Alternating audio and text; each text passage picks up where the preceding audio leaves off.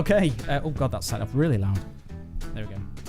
Hi and welcome. Hi. Welcome to our podcast. Yeah. Aha.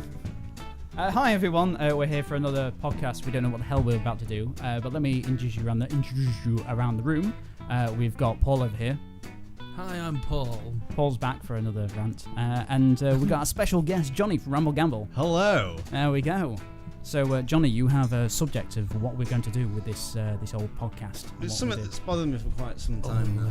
It's going to be a rant. Because you see all these Pixar animation films come out about different animals and stuff, and they all have voices and stuff, and they always kind of have this American sound. Sometimes they'll have an accent here. I think I would like to know, what, in your opinion, what do you think animals would actually sound like if they could speak?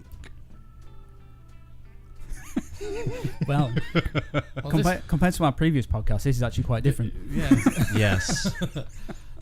What would animals sound like if they could actually speak? Yes. It's something that's bothered me for quite some time. It's kind of interesting because I had this conversation with my girlfriend because she's got a couple of cats, and do they talk? And well, apparently, yeah. Okay. But she's saying like she's got voices for them, like for how they would be. I do for for my dog. Like if they were human, what they would be like. Okay. And one of them is just sort of like, oh yeah, you're right, because he just kind of walks around, sort of got that. Oh, I'm so camp, and then it's like I just want to, she just wants to hug you all the time and stuff. So it's a case of like, oh yeah, you're right, and it's like, yeah, if he was human, he'd probably be incredibly camp. I would think I would go with a generic kind of. If it's a dog, it's got to be like, hello. Sorry, what was that, Paul? Can you do that again, Paul? You may mock my dog talking impression, but I think you'll find it's quite accurate. So the dog would greet you with, hello. hello. Hello. Yeah, what I mean. So what you're saying is all dogs have speech impediments. No, all dogs would have that rough sound to the voice. Even chihuahuas. So you're going to get a chihuahua going, hello. From doing all that roughing. That'll be so much better. The fact that you got a small petite dog like that, and it's just like, hello. I love how a dog, like, you got the ball, and like, throw me the fucking ball. Throw me the ball. Throw me now. I remember going to Jerry Green's to get a dog once, and there was this massive Chihuahua. It was like a Shih Tzu. bulldog. Oh. Yeah. And So their dogs are really like, yeah, and it was like a kind of right slobbery. beast, but it came running towards me, and its bark was like like this, right? And I kid you not, on the thing where it tells you what name the dog is, it said the name of the dog was Doorbell. I'm like, moving on. That's what I find it with bulldogs. They kind of throw the throat, like, oh. Like they throw the mouth up, don't they? So yeah, I'd imagine that would be like a hello there, speaking from the chest. Because he's British. It's yeah. that kind of, yeah. I think that's where they get it from. It's like that Churchill look, innit? Because you always associate bulldogs with Churchill. It's like, I'm going to take over the world if alcohol doesn't kill me first. Because we all know that Churchill was an alcoholic. Well, Allegedly. that's a sudden change in conversation. We've gone from talking dogs to Winston Churchill. Gone to political facts. What about worms?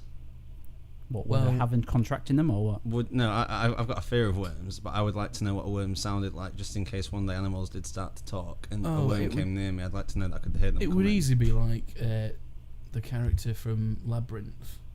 There's a lot of characters in Labyrinth. Well, he's also like a blue worm. Yeah. And he's like, oh, I won't go down there. Come inside, meet the wife and kids. Like really confused. A lot of like, Hi there. hiya. Hello. So we get to see a lot of people, really, do they? It's always underground And the blinds. and That the have blind. eyes. Like moles that have eyes. Yeah. Very patronising. Yeah, I think they are. What do you mean you don't know? What? Why wouldn't you know? What? Of course, I'm a worm. Fuck's sake. Who do you think would... Who do you think Your would, worm's got issues. Who do you think could have like the poshest accents? What animal would have the poshest Poodle. accent? Poodle. Elephant. So there we go again. That with dogs now. So now we're saying that not all dogs speak like this. Now we're saying that poodles is posh. No, elephant would be posh. I think an elephant would be pretty much like a bulldog. That kind of. If you look at like the older, the original Jungle Book, the elephant's like the attention. I'm the boss. Yeah. Yeah. Interesting. Yeah, well, that's a great topic. I just thought, just curious what you thought. Because I think a lot of the time you get these films that come out and it's just like the old American accents, and it's like do you sit there and go, well, I don't think that voice is accurate? Well, for that we was watching at school. We've had like whenever it rains, there's a certain class. Johnny is still at school, by the way. Whenever it's like a rainy day or whatever, and they can't go out to play, we'll always put like a film on or something. The class I'm always get stuck in, they always watch Rio, which is obviously set in Brazil, and you've got like Jamie Foxx as one of the actors in it, and he's a Brazilian bird, and it's like, well, why has he not got, why have they not got a Brazilian man to speak that? Surely the bird's from Brazil. Why have they got an American actor to do the voices? Oh wait, to make money off of his name. But like, you'd think that rather than putting an accent on, just get someone of that accent. I don't understand why some animals don't have different voices to others. But saying that though, the guy who plays Apu in The Simpsons, he's not Indian. But the accent's there though, whereas in like this, they all have that kind of clearly American accent with maybe a slight twang to it, but it's like. I see what you mean, because I have the same kind of opinion about if you watch Star Trek or any sci-fi program that has aliens from other planets on. They all seem to be American, these aliens, and they all speak fluent American unless they're really big and deformed. Unless if they got that human body, or they look kind of human-like, then they always have the American accent. Well, they always have the American accent. Why do they unless they're the enemies? Unless they're the enemies, in which case they've got the gruff voice or the foreign voices. Or they're either British or German. Yeah. It's that broken English kind of thing. But if they're human-like, then they're always American. It's like, why?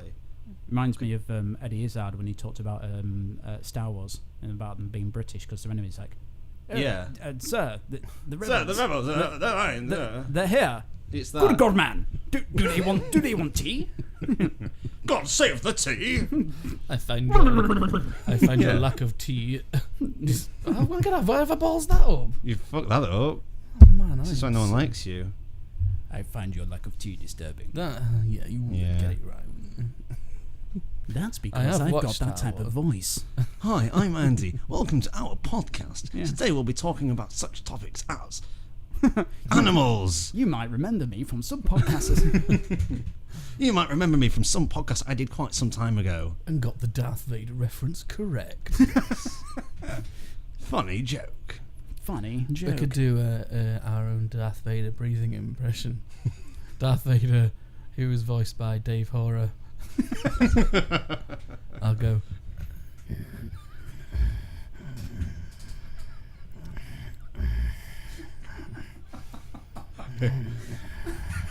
Okay, I've got one. That's mine. I've got one.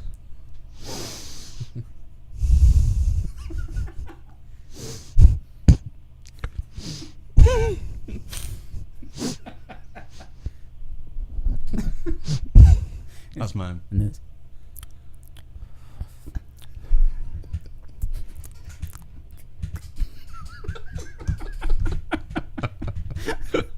And those are our David Horer as Darth Vader impressions. You are my hero. Please check out David Horer's Facebook page and his YouTube page. He's a legend. That guy's got to be a legend. Comical legend. He's got to be the next internet viral sensation. For me, he's literally Alan Partridge. He's going to end up. We've always said that Chris Logan is Alan Partridge, but David Horer is the he's embodiment. Like Alan Partridge's grandfather, I would say. Yeah, I get that. Like, I imagine that those two could film like some amazing stuff. Like, imagine David Horer directing an Alan Partridge starred film. Or even better, having Chris in it. I'd love Chris to be in it. David Horer starring, literally, Alan Partridge and Chris Logan as two cops. I'm glad you said cops there. Because it's cops, because you can't have policemen. Because that's when it's going to be cops. Police people. And literally the film will be called Cop Z. Okay, yeah. And you can just see them walking on, like Alan Partridge will be doing this, and Chris will just be like, and David O'Hara is obviously David O'Hara is going to film it. I almost went Derek O'Hara then. David O'Hara. I'm Derek O'Hara. But yeah, that'd be amazing. I'd love that. Yeah, and Christoph Waltz would have to be in it. Is the bad guy. Yeah. I can pull off a mean. I've stolen a little diamonds, and I'm going to have to talk about it a little bit like this. And It's I Dave could Christoph do Waltz, you know. a bit of a Ray Winston character if need be. I can pull Yeah. that off for you, no problem. Yeah. Well then.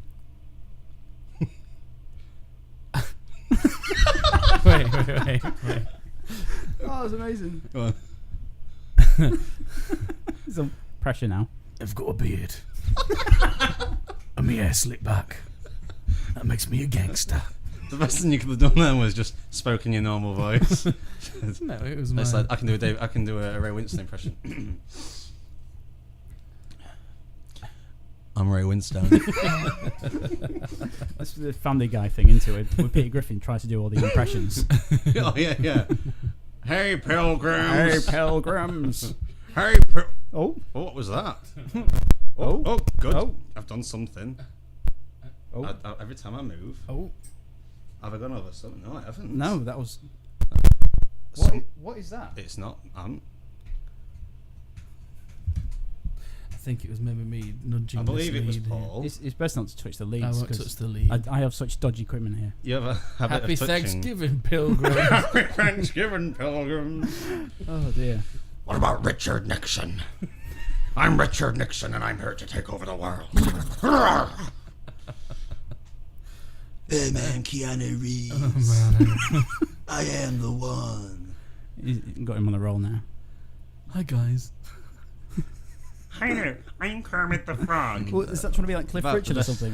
There? Cliff Richard. It did sound very Cliff Richard, but I was good for Chris Logan. Hi guys. No, that's more Chris Logan. Yeah. Hi guys. Hi guys. I'm really chuffed to be playing this gig, but if you don't stop it with your nonsense, I'm going to bonk you on your bonnet, young man. And I do like the fact that nobody really knows who we're talking about. That's the best bit. The when- world-renowned Chris Logan. All I have to say is shame on you all. And then we'll link to his private Yeah. Facebook account. You can find Chris's Facebook page here. Yeah. You know, from that point, from my angle, you know, I'm only going to put like a link to David's video. Oh, yeah. Yeah, when I was talking about David, yeah, get it up, yeah. That's it. definitely. And if anyone would like to start a campaign to get David Hora on a podcast here, that would be absolutely amazing. I'd love that. I would like to Skype David Hora. How much reckon he charges? He charges a lot, doesn't he? I don't know about Skyping. For videos Do you in think general. do you think it? Well, technically, I am out of town if I am Skyping into your office. How so many miles away would I be Skyping? What did he say he's charging per mile? I can't remember. He's changed it. Is he? It was something like £1 a mile Right. and £250 a night for a hotel. But now he's changed it to £2 a mile and 150. Oh, so he's come down in price for his hotels. So he hasn't really made much difference. Basically saying, I'll travel an extra 100 miles if you not the price. I like how he travel an extra over 100 miles to 100 charge him, miles. and then he'll pay for. Then he'll have to get a hotel from 100 miles away. Like you can't drive back on the same day. Do you reckon he gets the train? Guess I'll need a little nap, bless him. I'll need a little nap. He'll get tired after an hour's work. Mm. It'll be him setting his camera going, now why isn't this working? Right, we've got it sorted now, we can start. No, I've got to figure out why. I need to know is this why not it did that working? in the first place. Yeah, that's the most annoying thing that man ever did. That. I could ring him up and go, it's Ray Winstone here. I'd like a video Oh, doing. hello, Ray. Would you like to star in one of my videos, please? I would like to do a tutorial on how to be a gangster. I can do that. What we would do is we would bring a camera and a tripod to your house and we would set it up and I would press record and then you would record your tutorial on how to be a gangster. I'm actually a little bit concerned how well you can do that impression. It's my hero. I've been practicing. I think you've watched them more than we have. That's it. I've yeah. watched a lot. It's on his favourites now. That and my Christoph Waltz impressions are the ones I've been working on. My Christoph Waltz is the whole. We've got to talk a little bit like this and get a bit excited about things because he talks a bit with his this and his bits. I reckon Brian Cox would make a great villain. Brian Cox would be. I think Brian Cox would make the most amazing. You don't see it coming. The twist Yeah. where he's like the you know, like in Bond, he would play. Is it M? Is the what Q is the Q. Yeah, Q. That kind of character in a film or whatever, and he's always helping out, giving this, giving that, and then Bond's down and thinks he's got the guy pinned down with his gun, but then when he pulls it, it's a special gun that Q's give him. He pulls it and it blows back in his face, and Q's just like, "Oh, it was me all along." What Brian Cox would do it in the film. You know what I mean? It's just me, Brian Cox. Oh. You know what I mean? You've been coxed. I'd love. Imagine that. It was actually me, all along. You didn't see it coming. Because I'm such a delicate character. What, do you believe it? I'm actually a Nazi. I like stars and planets. I don't even believe in all that mumbo jumbo shit about stars. I've had you all along. Andy sat there like going, why did I let them do this? I think because on our podcast we're a bit more vulgar. It's just at the point I just imagined like Brian Cox being directly opposite me. Is that how it was? Because I did fit. It gave me goosebumps. I'll be honest with you. What, thinking about Brian Cox? No, because I thought when I did the Brian's voice, cock. Yeah. Oh, it gives me goosebumps.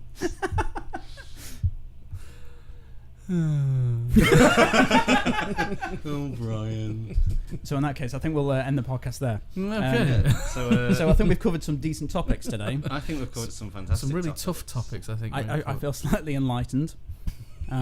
Although I've only just realised now that the air conditioning's been on the whole time. So I did catch wind. Oh, is this the Pardon my podcast? pun. Oh, I didn't realise I was actually doing the podcast because you said that you turned the air conditioning off. So I've been off topic all this time simply because you made a mistake. So it's your fault. that's all right. You've been about a mile away from your microphone the whole time. It sounds That's like you're because I actually can hear in myself very Scunthorpe. clearly. I can hear myself clearly. I've just been like, step back.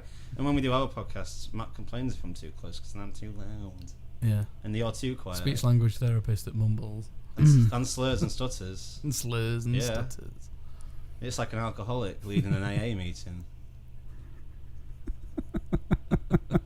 I can't. Is that a metaphor? I can't come back to anything like that. There.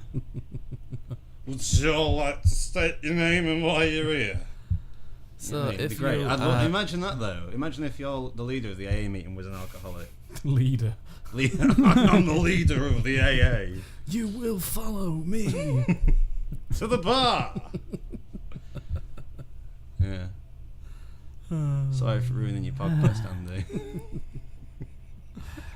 It's an entertaining podcast.